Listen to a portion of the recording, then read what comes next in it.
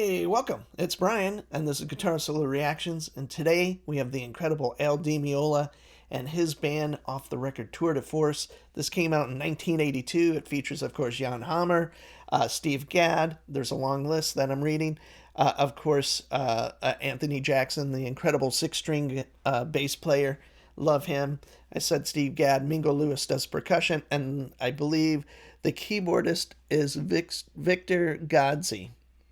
Don't know him, but Philip Sassi is the other keyboard player that actually is on the record for this tour, which is Electric Rendezvous. I love Al Di Meola. This record is pretty amazing. Unfortunately, the only two really good live videos from it, it looks like they filmed the whole thing, is two Jan Hammer songs, which is Cruisin and then what's the second? Advantage. So I'm going to be doing those. They're not my favorite songs off the record, but hopefully someday, like Elegant Gypsy is also on this record. That'd be incredible to see that, because this show is smoking. It's probably one of my favorite live records, and is only marred by the lack of more material, meaning more cool El Di Meola stuff, less Jan Hammer. I love Jan Hammer, but to me, they basically do three big hits of Ales from Elegant Gypsy. Sweet, that song from Elegant Gypsy. Egyptian Danza is off Casino, the third record, solo record of Ales. And then A Race with the Devil on the Spanish Highway.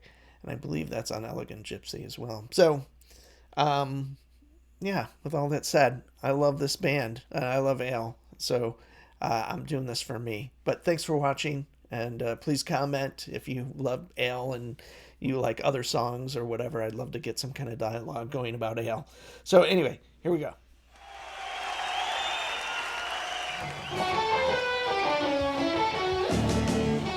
Yeah.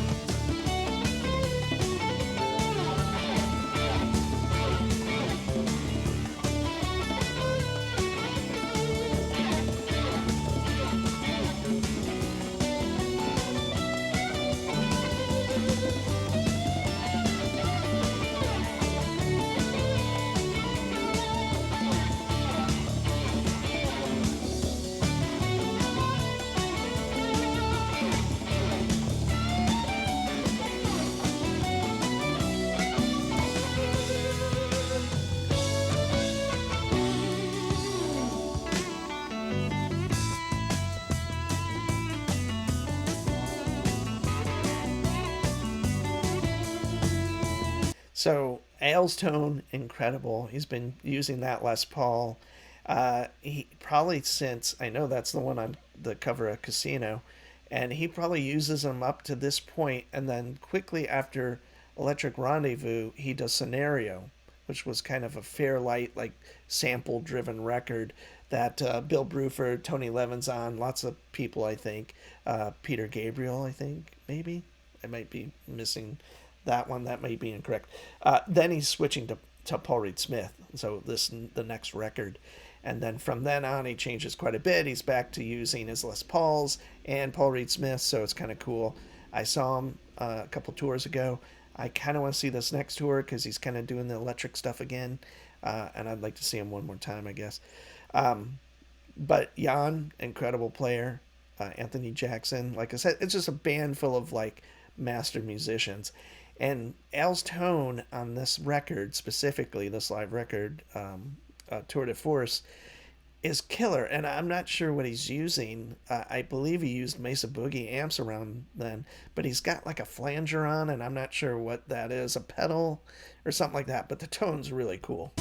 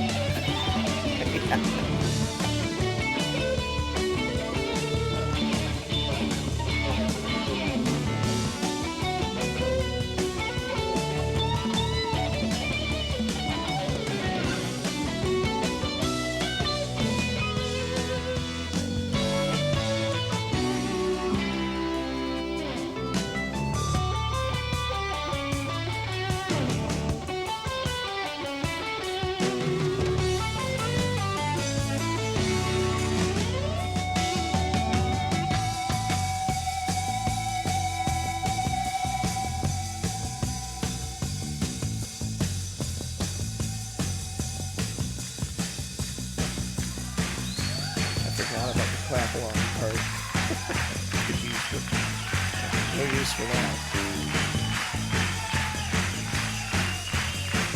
But he has a ripping guitar solo.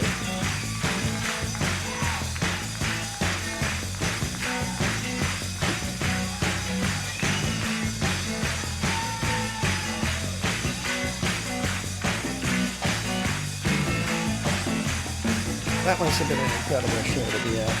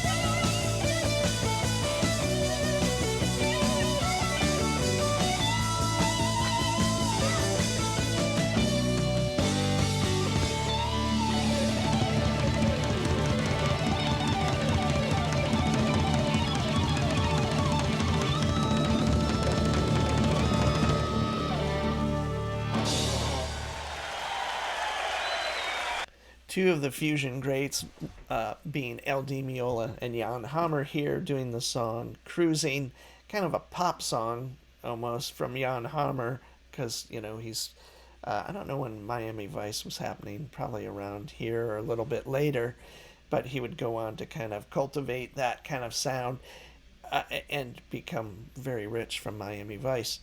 But as we all know, Jan Hammer was so important to that whole jazz rock and what would become fusion, I guess, with Jeff Beck, of course, Mahavishnu Orchestra, and L.D. Meola. I believe Jan was on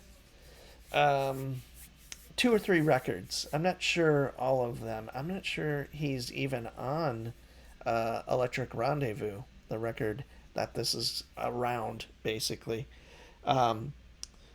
So yeah, Electric Rendezvous. I'm just looking at Wikipedia. Electric Rendezvous comes out basically the same year, and yeah, of course Jan Hammer's on it. But also, I think Philip Sassi is on. Oh, he's just on one song, Black Cat Shuffle. Super cool Al Mueller record, heavily affected again, kind of with that flanger sound I'm talking about. It's even more aggressive on the record. So that's a great record. So Tour de Force. And then before that, Splendido Hotel. Not a great one. There's a few pieces on there that are kind of cool. There's kind of a ripoff of Race with the Devil on the Spanish Highway called Alien Chase on an Arabian Desert. It's kind of cool. But there's maybe one or two songs on that I like. Jan Hammer is on that. Not that you care, but A Casino, an amazing record. Let's see, that's basically Door to Door, great songs. Barry Miles is the keyboard player on that, and Elegant Gypsy, Barry Miles, and Jan Hammer. So, and then my favorite Al Di Meola solo record, well, maybe not the favorite of all time, but I really, really love Land of the Midnight Sun, the first one. Jocko's on it, Chick Corea, Barry Miles, Anthony Jackson, Stanley Clark, Steve Gadd, Lenny White. So most of the band from Return to Forever in it. And it's just like it's almost like a prog rock record, really, with a lot of fusion leanings, like more of the percussion and all of that. But really, really cool record.